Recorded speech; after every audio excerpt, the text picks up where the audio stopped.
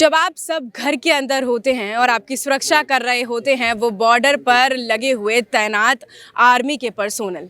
और आज इस वक्त मैं मौजूद हूँ जयपुर के भवानी निकेतन कॉलेज में, जहाँ पर आपको बता दें कि वही आर्मी के लोग किस तरीके से पूरी प्रदर्शनी जो है यहाँ पर आयोजित की गई है। प्रदर्शनी में किस तरीके के उपकरणों का और किस तरीके के जो ये तमाम गतिविधि होती है उन सब का इस्तेमाल किया जाता है, किस तरीके की जो चीज़ें होती हैं, इंस्ट्रूमेंट्स यूज़ किए जाते हैं, तमाम ये चीज़ें हैं यहाँ पर दर्शाई गई हैं। हालांकि यहाँ पर काफ़ी संख्या में जो लोग हैं यहाँ पर उपस्थित हैं और जिस तरीके से ये 78वां जो आर्मी दिवस है वो मनाया जा रहा है, जो कि 8 जनवरी से लेकर जो है 12 जनवरी तक मनाया जाएगा, जिसके बाद 15 जनवरी को पूरी प्रदर्शनी का आयोजन किया जाएगा।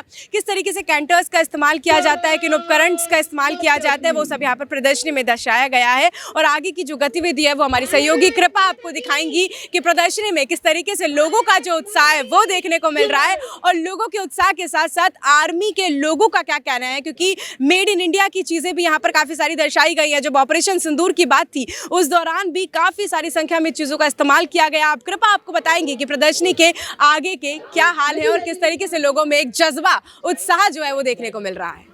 और आर्मी के ये सारे जो आप वेपन्स देख रहे हैं इन सभी की जानकारी आप तक लगातार पहुंचा रहे हैं। और एक हमारे साथ है पिनाका। क्या कुछ वेपन है, क्या कुछ जानकारी सर से जान लेते हैं। सर, क्या कुछ काम रहता है इसका नाम पिनाका है। भगवान शिव के धनुष के नाम से इसका नाम पिनाका लिया गया है। ये अपने DRDO द्वारा बनाया गया है। इसकी रेंज 75 किलोमीटर है। ये बड़े टारगेट को अचीव करने के लिए बनाया गया है, जैसे एयरपोर्ट हो गया, एफोल डैम्प हो गया, अम्निशन डैम्प हो गया। इसका किलिंग एरिया 1000 बाई 800 है, मतलब काफ़ी बड़े टारगेट को एंगेज किया जाता है। ये अपने DRDO द्वारा बनाया गया है। ये मेक इन इंडिया है, सबसे बड़ी बात है। इसका मेंटेनेंस बहुत कम है और रिप्लेसमेंट करने के लिए इसको एक 8 से 10 मिनट का टाइम लगता है। जो आप ये येलो कलर के वार हेड देख रहे हैं, इसको रिप्लेसमेंट किया जा सकता है आसानी से। ये लेटेस्ट अभी ऑपरेशन सिंदूर में उपयोग किया गया है। जानकारी है कि आइए देखिए और इंडियन आर्मी की तरफ थोड़ा सा बढ़िए, यही संदेश देंगे आने वाले बच्चों को। बिल्कुल देंगे। इंडियन आर्मी को तो सब लोग जो है लोहा मानते हैं और इंडियन आर्मी को लेकर ही आज यहाँ पर नो योर आर्मी करके पूरी प्रदर्शनी की गई है। आगे भी दिखाते हैं आपको क्या कुछ वेपन्स जो है वो लगाए गए हैं। MBT अर्जुन मार्क 1, ये पूरा आप टैंक देख रहे हैं। बड़ा ही उत्साह होता है जब बचपन में कोई भी फौजी वाली मूवी देखते हैं तो टैंकों से वार किया जाता है दुश्मन पर। सर से जानकारी लेते हैं क्या कुछ। सर, इस टैंक का नाम है MBT अर्जुन। ये नाम के पीछे का राज क्या है और ये कितना जोशीला है टैंक? मैम, इसका नाम MBT अर्जुन मतलब मेन बैटल टैंक है। और अर्जुन नाम इसका इसलिए पड़ा कि जैसे हमें इतिहास पढ़ा कि जो अर्जुन का तीर था वो एकदम स्टिक निशाने पे आता था, वैसे इसका फायरिंग एक्यूरेसी है। 5 किलोमीटर से टारगेट को हिट करेगा और जो 360 डिग्री घूम के हर जगह फायर कर सकता है। डायनेमिक सूट इसके अंदर है। अगर मान लो हमने गन टारगेट पर ले कर दी तो टैंक अगर आगे पीछे राइट लेफ्ट कहीं भी जाएगा तो गन अपने टारगेट को नहीं छोड़ेगी। और बाकी ये मेड इन इंडिया टैंक है, हैवी व्हीकल टैंक है ये। और 300 मतलब 2000 लीटर के अंदर डीजल हम कैरी करते हैं और एक बार टॉपअप करने के बाद ये 200 किलोमीटर का रेंज तय करता है। और रिस्क कितना रहता है? रिस्क में इसके अंदर तो कंचन आर्मर प्लेट लगी है, जहाँ तक ये टैंक खुद सेफ रहेगा। अगर इसके कोई अटैक आता है तो ये खुद भी सेफ रहेगा, क्रू को भी सेफ रखेगा। लेकिन सामने वाले को नहीं छोड़ेगा। सामने वाले को नहीं छोड़ेगा। ये टैंक की खासियत है। देखिए कि इन लोगों को सेफ रखता है, जो लोग इसको ऑपरेट करते हैं अंदर से बैठे बैठे उनको सेफ रखता है, और लेकिन सामने जो टारगेट रहता है उसको पूरी तरह से ध्वस्त कर देता है। अब आगे की जानकारी जितनी भी होगी हमारे सहयोगी हैं प्रिया आपको देते रहेंगी। नो योर आर्मी, और उसी के मद्देनजर हम यहाँ पर मौजूद है। अब एक और जो है उपकरण हमारे सामने है, K9 वज्र। क्या ये भी मेड इन इंडिया है, किस तरीके से काम करता है, ये तमाम जानकारी जो है हमारे साथ आर्मी के पर्सोनल है हमारे साथ वही देंगे। एक गर्मजोशी के साथ जो है आप लोग इन उपकरणों का इस्तेमाल करते हैं। कहीं ना कहीं इस अगर हम बात करें खास तौर पर K9 वज्र की, किस तरीके से उपयोग में आता है, कितने लोगों को तबाह कर सकता है? मैम, ये एक RT की गन सिस्टम है जो कि साउथ कोरिया से इम्पोर्ट है। हाँ, इसका मैक्सिमम रेंज है 39.7 किलोमीटर। हाँ, तो इसका ऑपरेशनल जो है रेंज है वो भी 360 किलोमीटर है। कितने एरिया को तबाह करने के लिए काफ़ी है अगर हम बात करें, क्योंकि कम शब्दों में ज़्यादा लोगों को समझ में आ पाए? मान के चलो अब एरिया टारगेट में इसको इस्तेमाल किया जाता है। 55 मीटर इसका किलिंग एरिया रेडियस। जब समय होता है इसका इस्तेमाल करने का तो एक अंदर कहीं ना कहीं एक जज्बा होता होगा, एक अलग दृढ़ संकल्प लेकर जाते होंगे कि आज जो है इन दुश्मनों को तबाह कर दिया जाएगा। वो तो है ही है, जोश तो दिल से निकलता ही है एक बार तो। जी क्योंकि नो योर आर्मी जिस तरीके से ये पूरा चलाया गया है, अब ज़्यादा से ज़्यादा जो आम लोग हैं, जनता है, वो जान पाएंगी कि आर्मी किस तरीके से काम करती है, किस तरीके से जो है लोगों की सुरक्षा में अपना पूरा योगदान देती है। हाँ, वो तो है मैम। जैसे अभी बच्चे आ रहे हैं, इनको देख के थोड़ा जोश तो आता ही होगा इनके मन में, हम भी कहीं ना कहीं इनका हिस्सा बने इंडियन आर्मी का। अलग अलग तरीके के ये उपकरण हैं यहाँ पर प्रदर्शनी में दिखाए गए हैं। इसमें क्या खास है? ये BGS जो इसका नाम है, क्या इसका उपयोग में आता है, किस तरीके से लड़ाकू के तरीके से जो इस्तेमाल किया जाता है, क्या पूरा इसका महत्वपूर्ण? मैम ये जो BGS है ये बेसिक गनरी सिमुलेटर है जो कि इंडिया में जेन टेक्नोलॉजी द्वारा बनाया गया है।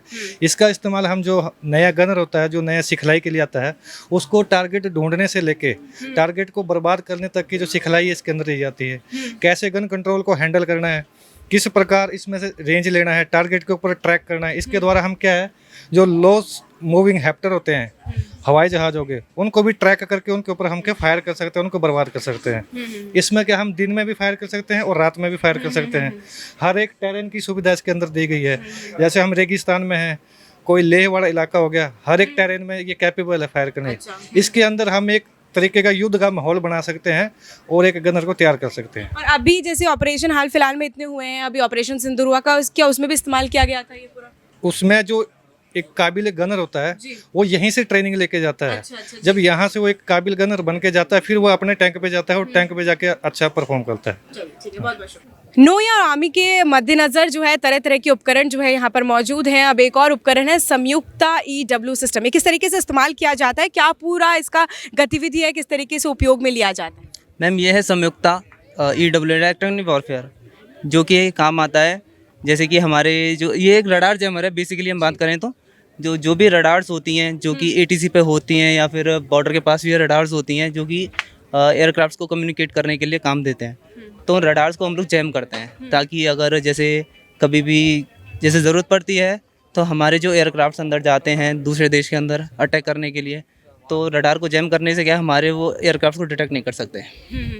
और अभी अगर हाल फिलहाल में ऑपरेशन सिंदूर हुआ था, क्या इसका इस्तेमाल किया गया? बिल्कुल मैम, इस्तेमाल हुआ था। तो ये जो है एक तरीके से जो पूरा रडार होती है, एक तरीके से अपने आप को छुपा कर रखने का एक तरीका है कि दुश्मनों के हाथों हम लग ना पाए कहीं पे। हाँ जी मैम, ये एक साथ में 3 रडार को जैम कर सकता है। अच्छा। हाँ। और ये जो है ये पीछे ये किस तरीके के उपकरण है? ये जो ड्रोन जैमर है, और ये सारी कैसे फिर जैमर के तरीके से ही काम किए जाते हैं? क्या इलेक्ट्रॉनिक वेव्स को रोकने के लिए ही इस्तेमाल में आते हैं? ये जो इलेक्ट्रॉनिक वेव्स EMW जो होता है, इलेक्ट्रोमैग्नेटिक वेव्स जो होती हैं उसको जैम कर देता है। जी मैम। और आगे की जो तमाम जानकारी है, क्योंकि नो योर आर्मी का जो ये दिवस है बहुत ही तरीके से और महत्वपूर्ण दिवस भी माना जा रहा है, क्योंकि हर एक लोग के अंदर, हर एक इंसान के अंदर और जहन के अंदर ये होना चाहिए कि किस तरीके से हमारी आर्मी जो है, आर्मी बॉर्डर के ऊपर लड़ाई करती है और आप सबको सुरक्षित महसूस करवाती है। और इसी के आगे जो कहानी है आपको कृपा जो हमारी सहयोगी है वो रूबरू करवाएंगी। और अक्सर आप आसमानों में उड़ते ड्रोन्स देखते होंगे, लेकिन एक खास ड्रोन्स आर्मी वाले ड्रोन, ये आप देख रहे हैं इधर LDMA ड्रोन है। क्या कुछ ये अपने अंदर खासियत रखते हैं, क्या कुछ बात इनमें खास है, सर से जान लेते हैं। सर, क्या कुछ बात खास है इनमें? जी, ये एक LDMA ड्रोन है जो लॉजिस्टिक ड्रोन मीडियम एल्टीट्यूड में इस्तेमाल किया जाता है।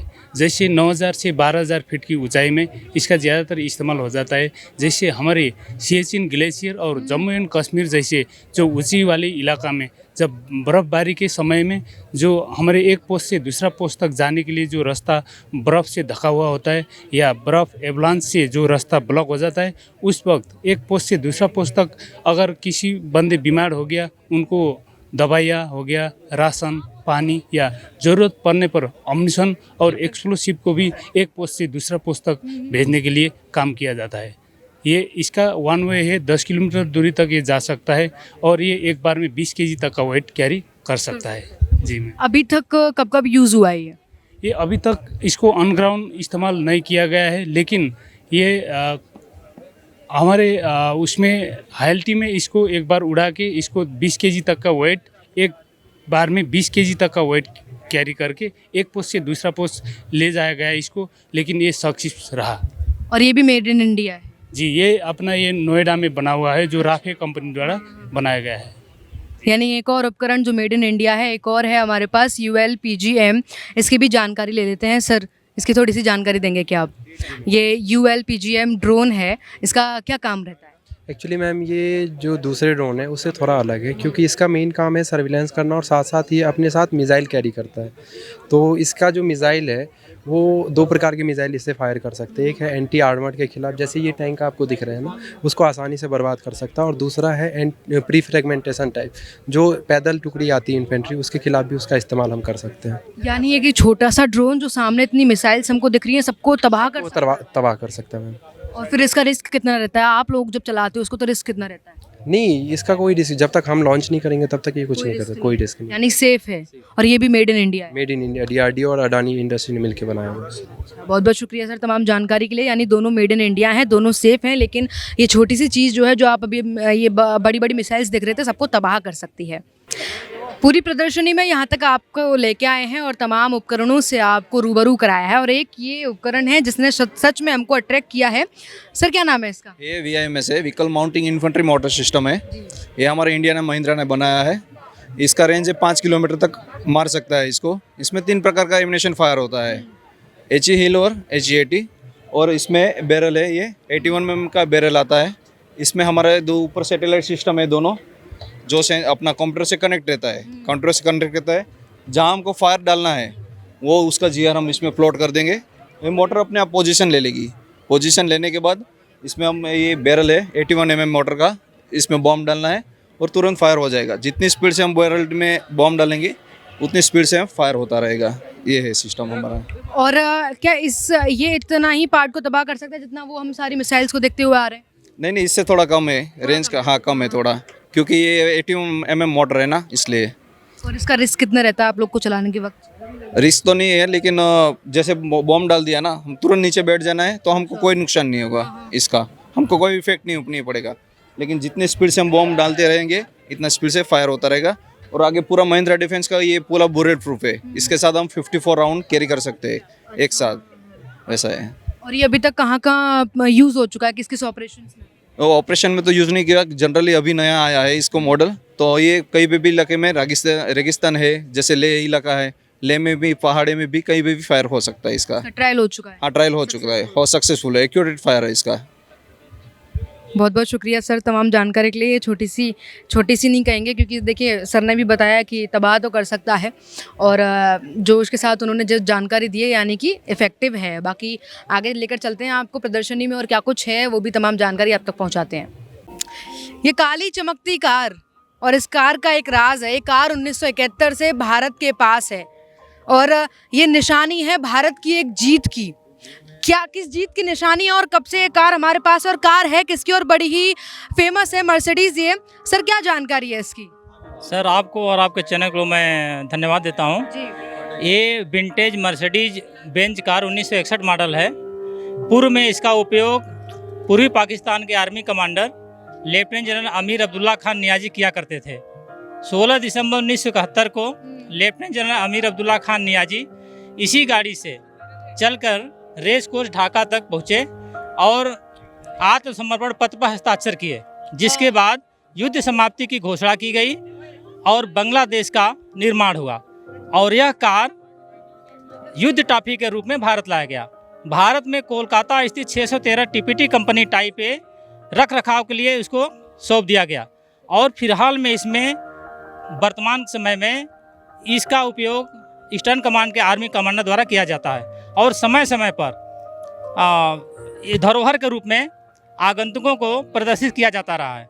यह गाड़ी 2010 में सर्वश्रेष्ठ स्पोर्ट कार के रूप में BCCI ट्रॉफी जीती है।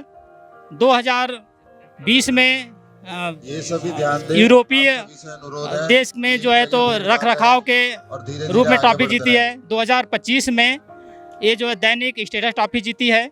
यानी कि भारत जो कहता है करके दिखाता है, उसकी एक निशानी ये है। मर्सिडीज़ गाड़ी है 1971 से हमारे पास है और भारत ने जो युद्ध जीता था, जिसके बाद पाकिस्तानी लोगों ने जो आत्मसमर्पण किया था, तो इसी गाड़ी में बैठकर जनरल आए थे और आत्मसमर्पण के कागज़ पर हस्ताक्षर किया था। यानी जो भारत कहता है वो करके दिखाता है और उसकी निशानी एक ही है। बाकी और भी गाड़ियाँ हैं तमाम जो यहाँ पर प्रदर्शनी के लिए जो लाई गई हैं, उनकी भी जानकारी आप तक पहुँचाते हैं। ये निशान आप देख रहे हैं, ये शॉट के निशान है। ये गाड़ी भी आप एक बार देख लें, ये गाड़ी एक युद्ध में प्रयोग की गई थी और कौन सा वो युद्ध था और क्या कुछ इस गाड़ी की कहानी है, सर से जानेंगे। सर, क्या कहानी है? मेरा नाम नायक रविंद्र सिंह राठौड़ है मैम। ये मैम इसका नाम RCL है। ये RCL में इस जीप के ऊपर माउंटेड है। ये 1965 वॉर के अंदर सिक्योर अब्दुल हमीद थे, उन्होंने इसको यूज़ किया था। और इससे उस टाइम पे 8 पैटर्न टैंक, जो उस टाइम के USA के सबसे बढ़िया टैंक माने जाते थे, 8 पैटर्न टैंक उन्होंने इससे बर्बाद किए थे। 9वें टैंक की तरफ बढ़ रहे थे तो उस टाइम पे इनके ऊपर राउंड आया इसका पैटर्न टैंक का, और उसमें ये वो वीरगति को प्राप्त हो गए थे, जिससे उन्हें परमवीर चक्र से नवाजा गया था। सेना के सबसे सर्वोच्च सम्मान है परमवीर चक्र, उससे नवाजा गया था मैम। और ये लड़ाई उस टाइम 4 ग्रेनेड्स के कैम्पग्राउंड साइड में चिमा गाँव है मैम, उसमें उन्होंने लड़ाई लड़ी थी। और काफ़ी भारी गोला बारूद वो फोर्स आ रहा था उनके ऊपर उस टाइम पे, और उन्होंने उस परिस्थितियों के अंदर इसी RCL गन से 8 पैटर्न टैंक दुश्मन के बर्बाद किए थे। बहुत बहुत शुक्रिया सर। यानी गाड़ियाँ भी जो हैं हमारे भारत की जीत को जो है चीख कर बताती हैं कि हमारे भारत ने क्या क्या जीता है, हमारे भारत ने कहाँ कहाँ फतेह हासिल की है। उनमें से एक ये गाड़ी और एक वो गाड़ी आपने जो है अभी जानकारी पाई इनकी, और तमाम ऐसी जानकारी के लिए अभी आगे बने रहिए हमारे साथ। ये जो रोबोटिक स्ट्रक्चर हमें दिखाई दे रहा है, किस तरीके से इस्तेमाल किया जाता है, किस तरीके से यूज़ किया जाता है? मैम, ये जो म्यूल है इसका इस्तेमाल अलग अलग तरीके से होता है। जैसे इसके आगे जो कैमरा लगे हुए हैं वो सिक्योरिटी में काम आते हैं, सर्विलेंस के अंदर। इसके ऊपर आप हथियार भी माउंट कर सकते हो, जिससे अगर कंट्रोलर को लगेगा कि कुछ भी अनयूजुअल है तो वो फायर भी करेगा। और इसके ऊपर आप एक्सप्लोजिव्स भी लगा सकते हो, अगर कंट्रोलर को लग रहा है कि अगर हमें ज़रूरत है एक्सप्लोजिव की तो एक्सप्लोड भी करेगा। अब मान लीजिए जैसे कोई सोल्जर शहीद ना हो, ऐसी जगह जहाँ पर खतरा है कि हमारे सोल्जर्स शहीद हो सकते हैं, वहाँ पर हम इसको भेज सकते हैं और वहाँ पर वो टेररिस्ट को एलिमिनेट कर पाएगा। तो इसमें इसका यूज़ आता है कि एक मशीन ख़राब हो ताकि और एक इंसान का अपन को तो नुकसान ना हो। हाँ, एक ह्यूमन तौर पे ही इसको इस्तेमाल किया जाता है। उतना ये बिल्ड है, इसमें इतनी सारी जो है टेक्नोलॉजीज़ यूज़ की गई हैं। हाँ मैम, बिल्कुल ये बिल्कुल मैम मेक इन इंडिया है ये, और इसके एडवांस वर्जन धीरे धीरे आते रहेंगे। और ये अभी भी न्यूली इंडक्टेड है इंडियन आर्मी में, धीरे धीरे इसकी टेक्नोलॉजीज बढ़ती जाएंगी और ये इंडियन आर्मी में बढ़ चढ़ के यूज़ में आएगा। जब भी आर्मी के पर्सोनल्स लड़ने जाते हैं, जब भी लड़ाई होती है बॉर्डर पार, तब अलग अलग तरीके के उपकरणों का इस्तेमाल किया जाता है। और उसी के साथ ये कुछ एक गाड़ी है, क्या कुछ गाड़ी की जो है विशेषताएं हैं, किस तरीके से उपयोग में ली जाती है? Hi, my name is Mayank Jain. Our company name is Pravek. We basically deal in all electric vehicles for defense. हमारी कार की जो खास बातें हैं वो ये हैं कि इसके अंदर we provide more than 500 kilometer range in one single charge. Also in just 30 minutes you can get up to 80% charging. More than 400 kilometers you can go. Also if you say his towing power, we can go for 2000 kgs of towing. Also payload इसमें आपको 650 to 850 का मिलता है. So it's a very good customizable vehicle for Indian Army. Also they are you can say right now using it for trials and everything and all. अकुल, आपने मतलब ये जो गाड़ी है इसको कुछ अवार्ड्स भी प्राप्त हुए हैं? Yes sir, right now we have got the award for you can say best e cars in defense sector. तो ये थी पूरी प्रदर्शनी नो योर आर्मी की, जिसमें जहाँ पर हर तरीके के जो उपकरणों का इस्तेमाल किया जाता है जब भी कोई लड़ाई होती है किसी अंतरराष्ट्रीय स्तर पर, और इसी के साथ यहाँ पर किस तरीके के मिसाइल का इस्तेमाल किया जाता है, ड्रोन्स का इस्तेमाल किया जाता है, और विशेषकर किस तरीके से सारी जो फैसिलिटीज़ हैं आर्मी वालों को प्रोवाइड करवाई जाती है, वो सारी तमाम गतिविधि जो हैं यहाँ पर दिखाई गई हैं, दर्शाई गई हैं। और एक तरीके से ये भी बताया गया है कि आमजन तक ये जो इन्फॉर्मेशन है लोगों तक पहुंचाई जा सके, लोगों के मन में ये जगाया जा सके कि इस तरीके से जो आर्मी के लोग हैं वो तैनात रहते हैं बॉर्डर साइट्स पर, और किस तरीके से वो पूरे लड़ाई जो ये लड़ाकू होते हैं उनको लड़ते हैं और उस तरीके से अपने देश के जो लोग हैं उनको सुरक्षित रखने में मदद करते हैं। ऐसे ही आपको और भी तमाम अपडेट्स और जानकारी और गतिविधि हम लेकर आते रहेंगे। मैं आपके साथ प्रिया बंसल, अपडेट इंडिया, जयपुर।